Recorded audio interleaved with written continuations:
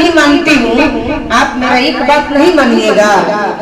साहब ने कहा कि माँ मुझे सच जानना है, क्यों लोग धरती पे आते हैं और क्यों मर जाते हैं, क्यों लोग जीने की चाह रखते हैं, मैंने मन में रहता है कि हम बहुत दिन तक जिए, कोई मरना चाहता है, कोई मरना नहीं चाहता है, और क्यों मर जाता है, क्यों लोग सोचता है कि हम स्वस्थ रहे, हमको कुछ ना हो, बीमार ना हो, और बीमार पड़ जाते हैं, क्यों ऐसा होता है माँ? माँ बोली कि दुनिया के ठीका लिखा के रखे हो, तो नहीं, मुझे सच जानना है कि वो परमात्मा कहाँ रहते हैं, कैसे हैं। मुझे चांद के पार के भगवान को देखना है कि वो कहाँ बैठते हैं। उनको एक दिन मैं धरती पे लाऊंगा माँ। देखिए आज शिव चर्चा के नाम पर आज एक एक व्यक्ति के दिल में शिव उतर रहे हैं, और एक दिन ऐसा आएगा, साहब हरिंदर कहे चर्चा में, एक दिन ऐसा आएगा हर घर के एक बच्चा बच्चा शिव को गुरु बनाएगा।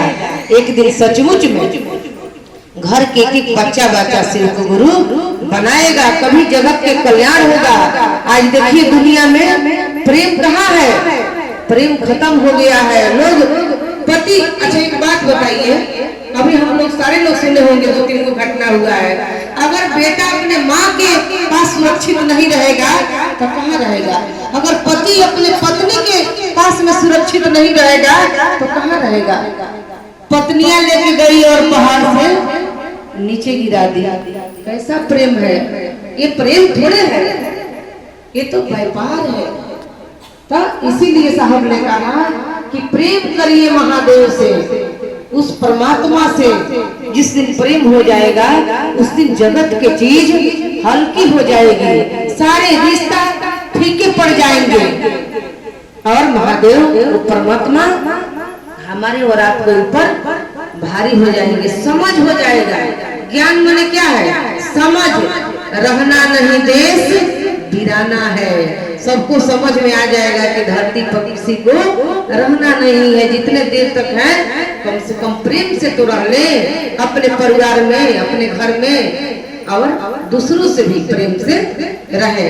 तो इसीलिए साहब श्री हरिंद्रानंद ने 14 वर्ष जब तब कल्पना उपासना किए, क्यों? बाबा बनने के लिए, कि मैं बाबा बन जाऊंगा तो लोग आएगा मेरे पास और कहेगा कि बाबा मुझे ये दुख है, तो मैं भभूति दूंगा और कहूंगा कि जाओ बच्चा तुम्हारा दुख दूर होगा। लेकिन महादेव की मंजूर नहीं था। महादेव ने कहा कि हरिंद्रानंद 112 बाबा आए, क्या तुम भी बाबे बनोगे? नहीं, तुम कुछ अलग बनो। और साहब ने 14 वर्ष के बाद 2 बजे रात को आरा के गांगी शमशान में साहब बैठे थे, और यही श्लोक उनको मतलब याद आया कि गुरु ब्रह्मा गुरु विष्णु गुरु देव महेश्वरा गुरु साक्षात परब्रह्मा तस्मै श्री गुरुवे नमः। जब गुरु भगवान है तो मैं क्यों न भगवान को ही अपना गुरु बना लूं। और साहब 2 बजे रात को 3 गो कसम खाए। क्या क्या कसम था? महादेव से कि अगर आप फोटो में जैसे दिखते हैं वैसे आइएगा, कहिएगा कि मैं ही महादेव हूँ, तो मैं आपको अपना गुरु नहीं मानूंगा। अगर मनुष्य के रूप में आइएगा और कहिएगा कि मैं ही महादेव हूँ, तो मैं आपको अपना गुरु नहीं मानूंगा। और 14 वर्ष जितना मैंने पूजा पाठ जप तप किया हूँ, अब एक भी नहीं करेंगे, अब वो भी करेंगे जो आप कहिएगा। तब साहब 1974 में गुरु बनाए, और 1975 में साहब को सांस द्वारा नमः शिवाय मिल गया। तुर्की में, मुजफ्फरपुर के तुर्की में साहब को प्राण मंत्र मिला, नमः चढ़ावर शिवाय उतर गया। आज तक किसी साधु को नहीं मिला था ये सांस के द्वारा। सबको मंत्र कान के द्वारा मिलता है, और साहब को श्वास के द्वारा मिला, और हमको और आपको साहब बांट दिए। तो इसीलिए साहब ने कहा कि 14 वर्ष में मुझे कुछ भी हासिल नहीं हुआ, लेकिन आप अगर पहाड़ पर चढ़ाई करते हैं तो कुछ मिले या ना मिले, आपके पैर तो जरूर मजबूत हो जाते हैं। तब मेरा 14 वर्ष में मतलब इस लाइन में मेरा मन मजबूत हो गया था, और मेरा मन समझ गया कि दुनिया में कोई अपना नहीं है उनके सिवा। और साहब देखिए, साहब के जीवन में कमाल होने लगा और साहब कह दिए कि तो नाम के गुरु नहीं है, ये तो काम के हैं। हमको और आपको कुछ मिल जाता है अगर पति से ही प्रेम है, सोचते हैं कि और कोई औरत हमसे बात ना कर ले, नहीं तो मेरा प्रेम बढ़ जाएगा। और साहब को महादेव से प्रेम हुआ और पूरा जगत में बांट दिए हमको और आपको। क्यों? कि सबके जीवन सुंदर हो, सारे लोग जाने कि महादेव तो डायरेक्ट मिल जाएंगे। हम लोग जानते थे कि बड़ी दूर के महादेव है, पूजा पाठ से भी जल्दी नहीं मिलेंगे, लेकिन साहब ने बता दिया कि किसी चीज की जरूरत नहीं है, केवल मन का खेला है।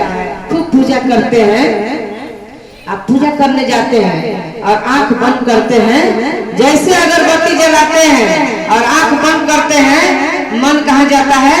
रसोई में, कि जल्दी रोटी बनाना है, पति को दुकान जाना है ना। आंख बंद करते हैं, अगर माला भी आप करती होंगी तो मन भटक जाता है, मन चला जाता है बाजार करने, मन भटक जाता है। इसीलिए साहब ने कहा कि सांस द्वारा कुछ भी करते रहिए, रोटी बेलते रहिए और मन में सोचिए नमः शिवाय, नमः शिवाय, नमः शिवाय। देखिए कितना सुंदर कब रोटी बन जाता है। कभी कभी तो रोटी की जगह तावा पर हाथ ही चला जाता है। क्यों?